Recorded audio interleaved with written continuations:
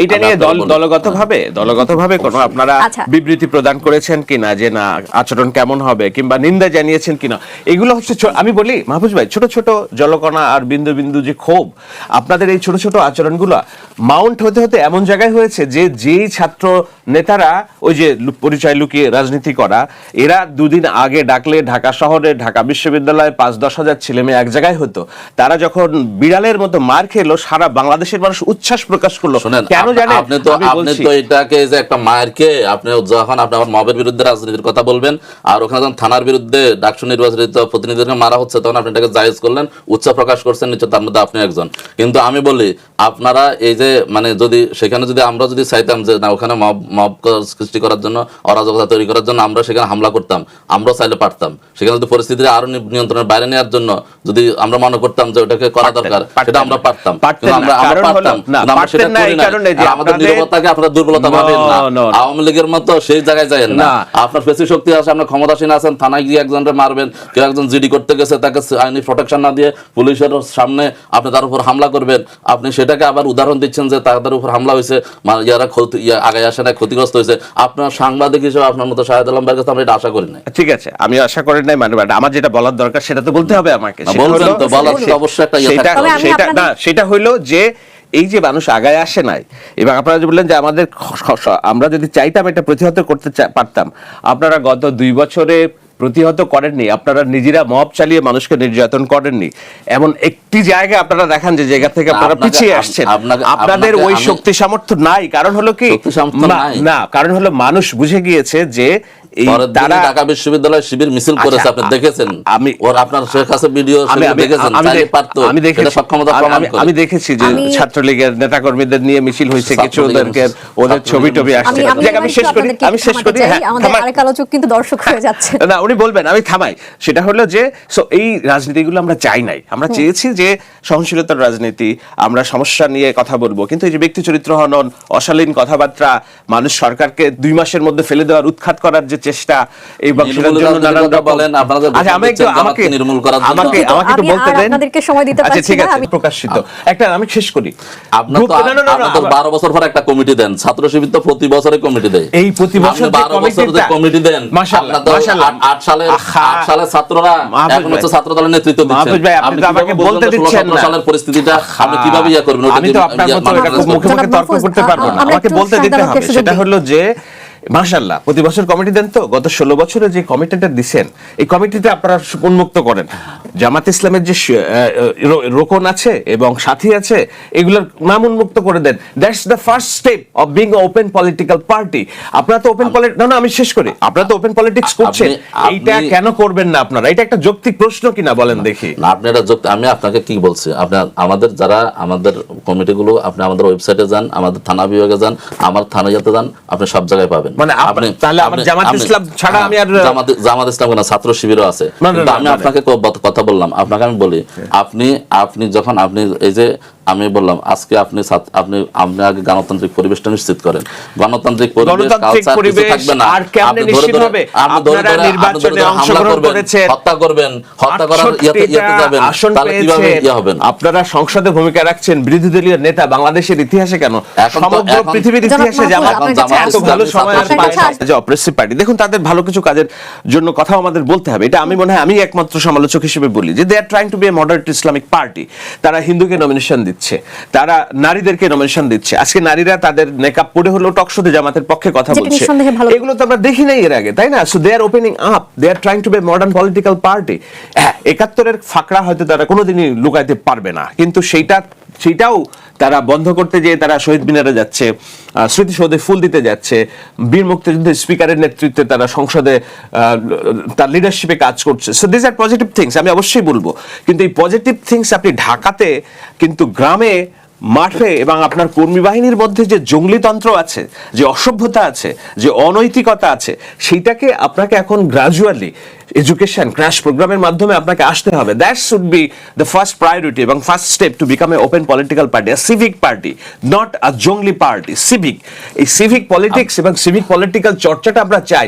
That's আমাদের একমাত্র চাওয়া, অন্য না। আমরা চাই আপনারা আমাদের সাথে থাকেন এবং আমরা বাংলাদেশকে এগিয়ে নিয়ে যাই একসাথে। যখন 17 বছর ছিলাম তখন আমরা ভালো ছিলাম, বন্ধু ছিলাম। এখন আমরা জঙ্গলি হয়ে গেছি, এখন আমরা তখন আপনাদের আসল চেহারা দেখি নাই। শুনেন, আমরা বলছি ক্ষমতায় একসাথে ছিলাম, যখন শেয়ার করছি তখন আপনারা দেখেন নাই। আমি কালকে একজন সঙ্গে থাকলে সঙ্গী আর বিরোধীতে গেলে জঙ্গি, এই সিস্টেমটা বাদ দেন। শুনেন, এই আপনার রাজনীতিটা বাদ দেন। আমাদের দুঃখ কি জানেন, কালকে একজন বিএনপি নেতার সাথে কথা বলছে, আমরা 17 বছর আওয়ামী লীগের মতো একটা ইতুরের সাথে রাজনীতি করছি, কিন্তু এর আগে যে 5 বছর 6 বছর এখন যাদের সাথে রাজনীতি করছি এদের ইতরামি সবচেয়ে এইটার কোনো লেভেল হয় না। আওয়ামী লীগ এত ইতরামিও করে না আমাদের সাথে। এই ধরনের আক্ষেপ আমি দেখতে পাচ্ছি। মাহফুজুল হককে প্রশ্ন করতে চাই, আপনি কিছুক্ষণ আগে অন্তর্বর্তী সরকারের বিষয় তুলেছিলেন, যদিও এই বিষয়ে আজকে কোনো প্রশ্ন আমি নেইনি, তবুও আপনাকে এই প্রশ্নটি করি। নৌপরিবহন প্রতিমন্ত্রী রাজীব আহসান উনি বিরোধী দলীয় জোটকে বলেছেন, অন্তর্বর্তী সরকারের সময় আপনারা যেরকম আরামে ছিলেন এখন সেই আরামটি আপনাদের নেই। আসলে কি আপনারা আরাম থেকে বঞ্চিত হচ্ছেন, বা আরাম থাকলে সেটি কি ধরনের আরাম ছিল জানতে চাই। আমি আলোচনা যাচ্ছে যাওয়ার আগে একটু একটা কথা বলতে চাই। আমরা আগের দিনে রাজনীতিটা দেখতাম, বাংলাদেশের রাজনীতিটা দেখতাম যে সরকারি দলকে নিয়ে আলোচনা হয়, সরকারের কার্যক্রমকে নিয়ে আলোচনা হয়। কিন্তু আমরা ইদানিং দেখতেছি বাংলাদেশে সরকারি দলের কোনো সমস্যা নাই, সমস্যা সব বিরোধী দলের। এই যে আমাদের রাজনীতির প্যাটার্নটা যে চেঞ্জ হচ্ছে আমাদের মিডিয়াতে, এটা আমাদেরকে একটু অ্যালার্মিং সিচুয়েশন। আওয়ামী লীগের আমলে আমরা এরকম সাংবাদিকতা দেখেছি, শেখ হাসিনাকে ওনার কোনো বিকল্প নাই, আজীবন ওনার কোনো সমস্যা নাই, ভুল নাই, যত তোষামোদি এবং যত রাজনীতি, এই জায়গা থেকে না হয়ে আমাদের মিডিয়া সাংবাদিকতা আমাদের কলাম হিসেবে সরকারকে আজকে আমরা এমনও দেখতেছি যে বিরোধী দল ফেসিবাদ হয়ে উঠতেছে, যার হাতে ক্ষমতা নাই, যেহেতু সবকিছুর শিকার, সে বিরোধী দল ফেসিবাদ হয়ে উঠতেছে, সরকার ফেসিবাদ হইতেছে এই আলোচনার জায়গায়। বিষয়টা একটু হয়ে যাচ্ছে। আমি বলবো যে আপনি বলছেন আমরা আরামে ছিলাম না, নৌপরিবহন প্রতিমন্ত্রী বলেছেন, নৌপরিবহন মন্ত্রী বলছেন। আমি তো বললাম যে আমরা আরামে ছিলাম, ক্ষমতা আসছে বিএনপি। আমরা আরামে ছিলাম আমাদের সরকার ছিল, কিন্তু ওই যে পররাষ্ট্রমন্ত্রী হয়েছেন খলিলুর রহমান, আমাদের আর ছিল অ্যাটর্নি জেনারেল হয়েছেন আইনমন্ত্রী। হচ্ছে যে ইয়ারা বলতেছেন, ওই রেজওয়ানা বলতেছেন যে আমরা তাদেরকে মেইন স্ট্রিম হইতে দেয় নাই, তা আমরা আরামে ছিলাম। উপদেষ্টা ছিলেন এনসিপির, উপদেষ্টারা আজকে আসে যোগ দিচ্ছেন বিএনপিতে, আজ আমরা ছিলাম সরকারে। আলোচনাটা টোটালি হচ্ছে যে ফেব্রিকেটেড এবং হচ্ছে যে আমি বললাম তো এখন সেই উপদেষ্টা তো বিএনপিতে আছে, জামাতে তো নাই, জামাতের কোনো উপদেষ্টা ছিল না। কোন উপদেষ্টা বিএনপিতে বলেন না, খলিলুর রহমান কি উপদেষ্টা ছিল না? এখন কি খলিলুর রহমান তিনি অন্তর্বর্তী সরকারের উপদেষ্টা ছিলেন, অন্তর্বর্তীকালীন সরকার কথা বলতেছি তো উনি টেকনিক্যাল পারসন, উনি বিএনপির লোক না, এখন হায়ার করা বিদেশ থেকে হায়ার করা টেকনিক্যাল পারসন আইনমন্ত্রী, তাকে এখন আইনমন্ত্রী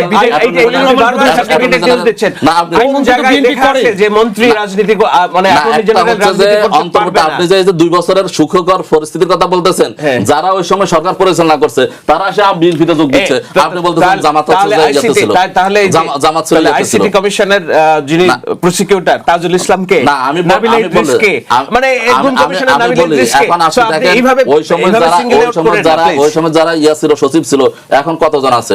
ওই সময় যারা প্রশাসনিক কর্মকর্তা ছিল সবাই তো রয়ে গেছে। তো তারা যদি সরকারের না থাকলে সেগুলো কি হয়েছে? তো এখন আপনি সেটাকে ছাপাই দিতে চাচ্ছেন জামাতের উপর। আমরা চাই এই অন্তর্বর্তীকালীন সরকারকে অস্বীকার দ্বিমত পোষণ করছেন, তাই তো? আমি দ্বিমত পোষণ করছি এই অর্থে, এই অন্তর্বর্তীকালীন সরকার বিএনপি বলেন, জামাত বলেন, anti Awami League, anti Indian যারা ছিল, সবাই মিলে তো আমরা এই আন্দোলন, এই সরকার গঠন করছি। সবাই মিলে তো এই সরকারকে ডেকে আনছি, ইউনুসকে ডেকে আনছি, আইনার দায়িত্ব দিয়েছি।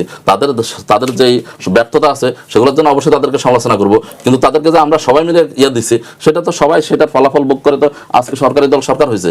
যদি আমাদের সংসদে তো এরকম কথা আমরা শুনছি প্রতিমন্ত্রীর মুখে যে ইউনুস সাহেব লন্ডনে গিয়ে ট্রফি দিয়ে আসছে, নির্বাচনের আগে তো ট্রফি ওনাদের হাতে চলে গেছে এবং সেটা দিয়ে ওনারা সরকার গঠন করছেন এবং নির্বাচন নিয়ে তো প্রশ্ন আছে নির্বাচনের আগে এবং ট্রফি ওনাদের হাতে চলে গেছে। হ্যাঁ, সরকার তারেকদের হাতে চলে গেছে, এটা তো ওনাদের সংসদে দাঁড়িয়ে প্রতিমন্ত্রী কথা বলছেন। তখন কেন প্রতিবাদ করেনি একটু জানতে চাই। আপনারা যেহেতু জানতে পেরেছেন নির্বাচনের আগে ট্রফি চলে গেছে, তাহলে প্রতিবাদ কেন করলেন না? আপনি প্রতিবাদ করেন, আপনি দেখেন না সেই যখন ওখান থেকে যে লন্ডন থেকে সে সন্ত্রাস হয়েছে, সেখান থেকে ডাক্তার শফিকুর রহমান সহ জামাত ইসলামের পক্ষ থেকে প্রতিবাদ জানানো হয়েছে যে এরকম চুক্তি এরকম নির্বাচনে অংশগ্রহণ করেছেন। এখন আপনি কি চান আমরা নির্বাচনে অংশগ্রহণ না করি? না, এরকম অবশ্যই করবেন, কিন্তু আপনারা একদিকে বলছেন ট্রফি তাদের আগে থেকেই হাতে ছিল, না এটা তো বলছেন ওনাদের প্রতিমন্ত্রী সংসদে দাঁড়িয়ে বলছেন, আমি বলি না।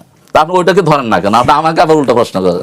তার ব্যাখ্যাটা উনি বলছেন যে আমি তো বললাম, আপনি তো এখন আমি বাংলাদেশের রাজনীতি যখন যারা মানে নির্বাচন অংশগ্রহণ করে সবাই কি জানে যে সে সরকার গঠন করবে বিদায় যায় না? রাজনীতির তো অংশ। আপনি যারা একটা নির্বাচন হচ্ছে অংশগ্রহণ করবেন না, আপনি নির্বাচনে সবাই চায় যে ভালো করবে, এখন সেটার জন্য একটা নিরপেক্ষ একটা ভালো সুস্থ জনগণের মত প্রতিফলন হবে, এরকম একটা নির্বাচন তো সবাই চায়। যখন সেটাতে কোনো কারচুপি হবে বা সেটাতে জনমত প্রতিফলিত হবে না, রায় প্রবর্তিত হবে না, তখন আপনি সেটা বলবেন না? অবশ্যই বলা উচিত। আমি এবার জনাব শহীদ খানের কাছে যেতে চাই। সংসদে এখন যেসব বিষয় নিয়ে আসলে বিতর্ক চলছে সাম্প্রতিক সময়ে, সেসব বিষয়গুলো কি আসলে বেশি গুরুত্বপূর্ণ, নাকি জ্বালানি সংকট, হামের প্রকোপ, সামনের যে বাজেট বা আমাদের যে দুর্বল অর্থনীতি, এসব বিষয় নিয়ে আলোচনা করা উচিত? কি মনে হয় আপনার? আপনি যে পরের অংশে যেটা বললেন যে সেগুলোই আলোচনা হওয়া উচিত, মানে আমাদের যে জনগণের কল্যাণ, জনগণের দুর্ভোগ, সেটা মূল আলোচনা হওয়া। কিন্তু আমরা বেশি আলোচনা দেখতে পাচ্ছি জুলাই সনদ আর গণভোট নিয়ে। আপনার মন্তব্য জানতে চাই। বেশি আলোচনা তো হচ্ছেই, বেশি আলোচনা এই কারণে এবং এই আলোচনা কিন্তু রাজপথ পর্যন্ত রাজপথ পর্যন্ত নিয়ে যেতে চান তারা। এতে কোনো অসুবিধা আমি দেখি না। ওনারা সংসদে আলোচনা করবেন, রাজপথে যাবেন, রাজপথ তো উন্মুক্ত। আমাদের সংবিধান তো সকলকে মত প্রকাশের স্বাধীনতা দিয়েছে। সুতরাং ওনারা রাজপথে যাবেন, রাজপথে আন্দোলন করবেন, সংসদের ভেতরে বাইরে আন্দোলন। এটা পুরানো কথা, এটা জামাত যে নতুন করতেছে এরকম না। তো জামাতে ইসলামী এবং এনসিপি বা জামাতের সাথে যারা আছেন তারা এখন জুলাই সনদ নিয়ে বেশি আলোচনা করতেছে, এটা ঠিক। বাট তাদের একটা টাইম বাউন্ড আছে, তো 180 ডেজ। তো এই যে টাইম বাউন্ডের কারণে তারা হয়তো এই আলোচনাগুলো সামনে নিয়ে আসছেন। তো এটা সামনে নিয়ে আসতে পারেন, কোনো অসুবিধা নেই, তারা আলোচনা করুন। এবং পাশাপাশি তো ওই যে সংসদে আলোচনা হয়েছে, একটা কমিটিও গঠন করা হয়েছে যেখানে 5 জন বিরোধী দলের থাকবে, সরকারি দলের 5 জন জ্বালানি সংকট নিয়ে। তো সেই সব আলোচনাগুলো বেশি করে হওয়া উচিত, এবং বেশি করে হলে তখন জনগণ বুঝতে পারবে যে আসলে আমাদের সংসদ জনগণের জন্য কথা বলছে। এখানে আমি মাহফুজ সাহেব যেটা বললেন, 2 জন মানুষের কথা, তারা যেহেতু এখানে নাই এবং তারা প্রতিনিধিত্ব করতে পারছেন না, সেজন্য তাদের ব্যাপারে একটা লাইন বলা দরকার মনে করছি। যেমন আপনার পররাষ্ট্র উপদেষ্টা যিনি ছিলেন, তিনি তো কোনো রাজনৈতিক দলের সদস্য ছিলেন না, এবং এককালে উনি আমাদের লতিফুর রহমান সাহেবের পিএস হিসেবে আসছিলেন, বেশিরভাগ সময় উনি বিদেশে ছিলেন। তাকে বিএনপি কেন চয়েস করছে এটা বিএনপি বুঝবে, বাট উনি বিএনপি দলীয় লোক হিসাবে গুপ্ত ছিলেন, এরকম ধরনের এইখানেই তো আপনাদের সাথে কথা বলতে হবে।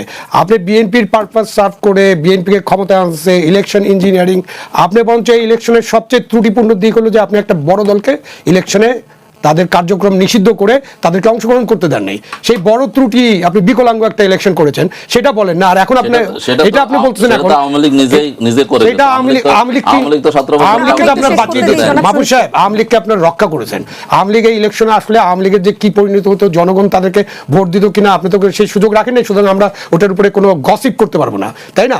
কিন্তু আওয়ামী লীগকে আপনার সুযোগটা দিচ্ছেন যে তারা তাদের নির্বাচন না করে। ওরা হয়তো এই নির্বাচন করতো না, কেন তাদের নেতা নেত্রী বাইরে পালিয়ে গেছে, চলে গেছে, তাদের যে অবস্থা, তারা হয়তো এই নির্বাচনে আসতোই না। কিন্তু আপনারা এই কাজটা করে একটা অসম্পূর্ণ নির্বাচন করছেন, সেটা বলে না। সেই নির্বাচন যা হয়েছে সেটাকে এখন আপনি বলছেন যে ইঞ্জিনিয়ারিং এর মাধ্যমে নির্বাচন হয়েছে। মানেটা কি? আপনি সংসদে একটা নির্বাচন হলো, লোকজন ভোট দিল, ভোট গ্রহণ করা হলো, ভোটের ফলাফল ডিক্লেয়ার করা হলো, সবকিছু করার পরে আপনারা এই নির্বাচনটাকেও আপনারা প্রশ্নবিদ্ধ করতে চেষ্টা করতেছেন। আপনি সরকারকে একটা চাপের মুখে রাখার জন্য ইলেকশন ইঞ্জিনিয়ারের তত্ত্ব আনছেন। কি উদাহরণ আপনার কাছে? উদাহরণ হলো পররাষ্ট্র উপদেষ্টা খল্লুর রহমান, রজার রহমান নামে পরিচিত। তাকে বিএনপি কেন করছে এটা বিএনপি জবাব দেবে, আমি এই জবাব দেবো না। But he was not a BNP person. কোন কারণে বিএনপি কি কারণে তাকে নিচ্ছে সেটা হয়তো একদিন জনগণ জানতে পারবে। অনেক গোপন জিনিস থাকে না রাষ্ট্রের, একদিন জনগণ জানতে পারবে, একদিন তারেক রহমান সাহেব তো আমাদেরকে খোলাসা করবেন। আর হলো অ্যাটর্নি জেনারেলের নির্বাচন করতে তো কোনো বাধা নেই পদত্যাগ করে। আর অ্যাটর্নি জেনারেল বিএনপি করতে, এটা তো প্রথম থেকেই বিএনপি করে, অন্য কোনো গুপ্ত শক্তি না। আপনি একটু আগে বললেন যে দেশে যদি অবাধ গণতন্ত্র হয় এবং দেশে যদি মেরিটের মূল্য দেওয়া হয় এবং মেরিট যদি মূল্যায়িত হয়, কাউকে যদি নির্যাতন নিবর্তন না করা হয়, তো চাকরি বাকরির ক্ষেত্রে কি হয়েছে? আপনার সেনাবাহিনীতে জামাত মনোভাবাপূর্ণ বা শিবিরের সাথে মনোভাবাপূর্ণ কোনো লোক নেই? একটা লোক চাকরি পায়নি, ওটা কি পাকিস্তান আমলের মতো নাকি যে বাঙালি বললেই নেওয়া হবে না? আপনি কি পুলিশে কোনো লোক চাকরি করে নাই? আপনি সিভিল সার্ভিসে কত লোক জানেন? দেখে দেখে লোকজনকে বাদ দেওয়া হয়েছে। আপনি কত লোক আপনাদের আছে? আপনারা জানেন আপনাদের কত লোক আছে? আপনারা যখন অন্তর্বর্তী, আমি অস্বীকার করি না, এটা করা হয়েছে। এটা করার মধ্যে দিয়ে তো গুপ্তভাবে আপনাদের 30% এর বেশি লোক ঢুকে করা হয়েছে। এখন কি ঠিক করবেন? আপনি তো আপনার লোকজন খুঁজে পেলেন। আপনি যখন অন্তর্বর্তীকালীন সরকার হলো তখন জামাতে ইসলামের লোকজন আপনি সমস্ত ভিসি কোথায় খুঁজে পেলেন? তারা কি চাকরিতে ছিল না? তারা কি শিক্ষকতা চাকরি করে নাই? আপনি ঢাকা ইউনিভার্সিটি থেকে কজন শিক্ষককে বিতাড়িত করা হয়েছে? ওই কাজকে স্বীকৃতি দিতে যাচ্ছেন? নো, আমি কি বলেছি এটা? আপনি আমার মুখ থেকে টানতেছেন কেন? আপনি বলছেন যে মেধার ভিত্তিতে যদি হয়, আমি বলছি মেধার ভিত্তিতে তো অবশ্যই হতে হবে। মেধার বাইরে কিছু হবে না। মেধা ভিত্তিক কি হবে? আপনার মেধা ভিত্তিক আপনারা করেন কিনা আপনাদের নিজেদের অর্গানাইজেশনে? আপনি বলেন, আমি এখন অ্যাঙ্করের মতো প্রশ্ন করি, আপনাদের যে নিজস্ব কতগুলো অর্গানাইজেশন আছে না?